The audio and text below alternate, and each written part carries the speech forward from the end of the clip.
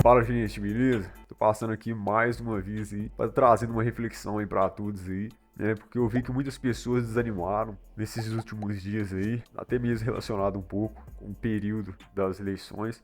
Não generalizando, tá? Mas eu vi comentários em vídeos do YouTube e tal, pessoas desanimadas, pessoas angustiadas, né, por causa do resultado das eleições. Muitas começaram até mesmo a duvidar de Deus, da existência de Deus, começaram a, sabe, questionar mesmo o resultado daquelas eleições, sendo que várias pessoas aí, como creio que a maioria de vocês sabem, né, as pessoas fizeram um jejum pela nação aí, os cristãos e tal, católicos, evangélicos, e muitos ficaram chateados com o resultado das eleições. E o que eu tô querendo dizer com isso? Tô querendo dizer que tem várias situações e várias adversidades que a gente passa na vida que de fato elas podem influenciar, né, na nossa vida aí, e muitas das vezes essas pessoas acabam pelas circunstâncias, né, acabam achando que Deus não está mais com elas, que a fé, que Deus não mais existe, que Deus abandonou elas. Mas eu vou falar para vocês que não é bem assim. Até porque se vocês forem olhar, né, teve aquele episódio que Jesus estava andando sobre as águas, que ele chamou Pedro. E aí Pedro, no início, ele até foi, né, até Jesus e tal, foi caminhando ali sobre as águas, porque Jesus tinha chamado ele confiou. Mas depois de um tempo,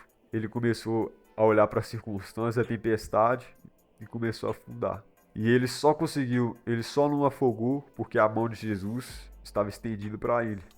Então, é justamente sobre isso. Eu queria falar sobre esse tema e eu vou passar aqui uma analogia que o Espírito Santo de Deus me deu uma vez quando eu estava orando e tal. E eu vou falar aqui para vocês, tá? Bom, teve um dia, né, em que eu estava orando no meu quarto, e o Espírito Santo colocou no meu coração muito forte uma analogia muito condizente com a verdade, né, e com a realidade da vida cristã.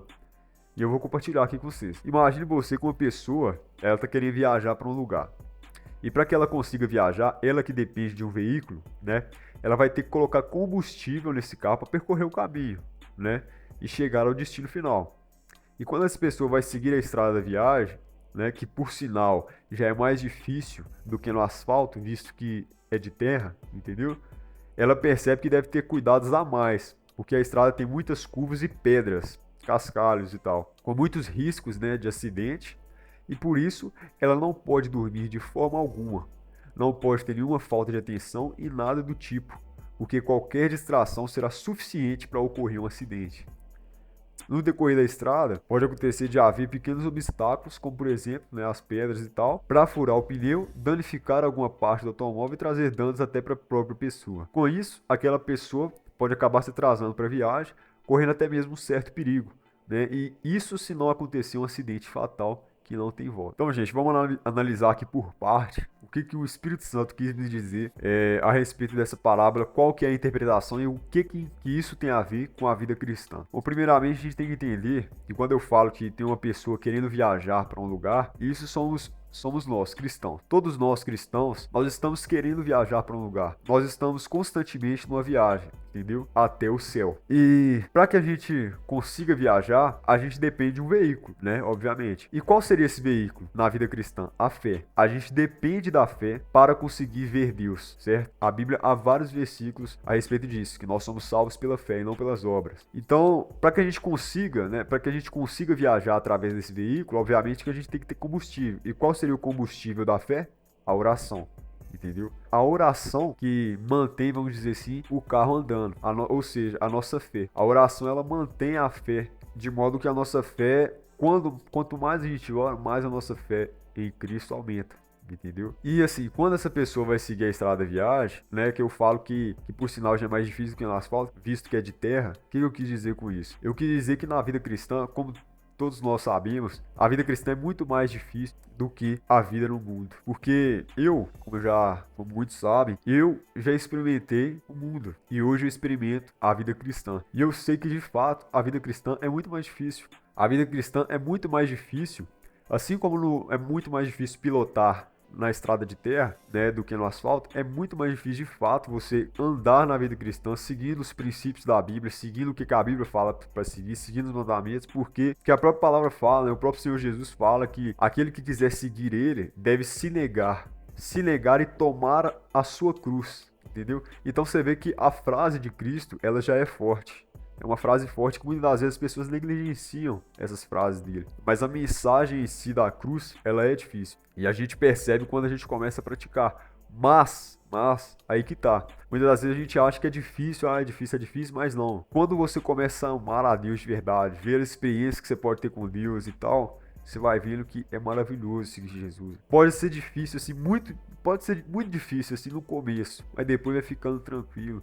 Por quê? Porque o Espírito Santo de Deus nos capacita para vencer esse mundo, para vencer as tentações, para vencer tudo aquilo que tenta nos sugar e nos distanciar de Deus. Então, aqui fala o seguinte: e quando essa pessoa vai seguir a estrada viagem, que por sinal já é mais difícil do que no asfalto, visto que é de terra, né, ela percebe que deve ter muitos cuidados a mais, porque a estrada tem muitas curvas e pedras. Então, além da estrada ser de terra, ela tem muitas curvas e pedras. Quando eu falo que a estrada tem muitas curvas e pedras, o que eu tô querendo dizer com isso? Quando você se torna um filho de Deus, uma pessoa convertida de fato dos seus maus caminhos, convertida aos caminhos de Cristo, para o bom caminho de Cristo, a gente pode perceber que tem vários obstáculos. E são obstáculos que nós não podemos, nós temos que evitá-los ao máximo, temos que tentar desviar ao máximo, temos que tentar conduzir ali na estrada de forma com que nós não venhamos a acertar nessas pedras, né, e muito menos errar a curva. Por quê? Porque essas curvas e pedras são o quê? É o diabo, é o pecado, entendeu? Então, o pecado, o que o pecado faz? A Bíblia diz que a iniquidade, ou seja, o pecado impenitente cometido diariamente, a Bíblia fala que é a nossa iniquidade que separa, né? É a iniquidade que separa Deus do homem. Então, a gente não pode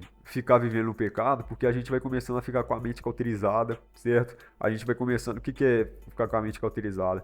Com a mente acostumada a pecar. Quando a gente começa a pecar de forma impenitente, assim como quando a gente é do mundo, a gente vai vendo que isso nos distancia cada vez mais de Deus, isso nos distancia da nossa sensibilidade, né, com a Bíblia, com os princípios de Deus, isso vai nos fazendo afastar do Senhor, entendeu? E o diabo é aquele que incentiva você a pecar. Então ele é um obstáculo a ser desviado. E a Bíblia fala que como que nós devemos nos proteger dos dados inflamados do maligno? Com o escudo da fé. Ou seja, é através da nossa fé que nós conseguimos vencer o maligno. Então se nós não oramos, se nós deixamos de orar, a nossa fé vai diminuindo e cada vez mais vai ficando mais fácil para o inimigo nos enganar através das suas setas inflamadas, entendeu? Então, quando se tem essas curvas e pedras, a gente pode perceber que tem muitos riscos de acidente. Do que, por exemplo, você pega uma estrada dessa, de terra, com mais pedras, com mais curvas do que uma estrada de asfalto, que às vezes ali é só reta, e tem uma curva ou outra e tal, é muito mais difícil. Então você vê que o quê? Que é muito mais difícil de fato, certo? Com muito mais risco de acidente. E o que os acidentes muitas das vezes causam, né, quando não é fatal? O que o acidente provoca? Imagina, você tá na viagem ali, certo? E aí do nada seu pneu fura, alguma coisa assim, você vai atrasar para a viagem. Entendeu? Você vai ficando para trás. E quando você se atrasa da viagem, você pode perceber que a pessoa, nisso que ela se acaba atrasando para a viagem, né, a gente pode vir até contextualizar aí de forma bíblica com base em Hebreus, né, a gente vê que em Hebreus fala que quando eles já deveriam ser mestres por causa da preguiça, né, que querendo ou não é um pecado também, eles acabaram ficando ali na superficialidade. Ou seja, o pecado nos impede de progredir e avançar na fé. E isso nos atrasa ainda mais no cumprimento do nosso propósito, entendeu? Nessa terra aqui. Então, atrasar para a viagem, quando você peca, de fato, você acaba se atrasando para a viagem. E isso, né, como eu falei, se não acontecer um acidente fatal.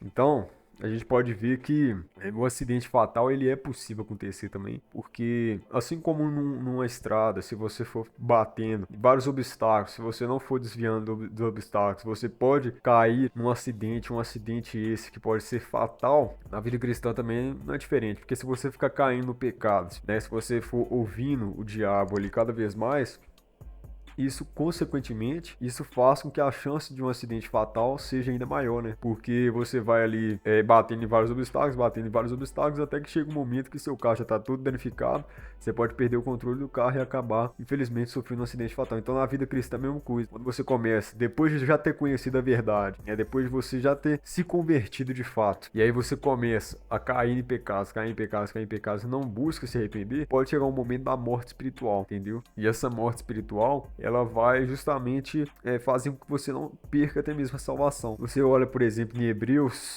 6, fala lá que é impossível, uma vez que foram iluminados, né, receberam o dom do Espírito Santo, né, se tornaram participantes do Espírito Santo. No mais, em Hebreus fala que todo aquele que conheceu a verdade em sua plenitude, né, e conhecer a verdade em sua plenitude é justamente conhecer e participar de tudo aquilo que ele fala em Hebreus 6, a gente pode ver que de fato pode ter uma morte espiritual. Então, gente, ficou bem nítido aí no vídeo que uma das coisas que irá fazer com que você não desanimar na fé é justamente orar, porque a oração estimula você à vigilância e, consequentemente, faz com que quanto mais vigilante você se encontra, menos pecado você comete. No mais, gente, que a graça e a paz do Senhor Jesus possa estar com vocês e que Deus abençoe vocês grandemente, né?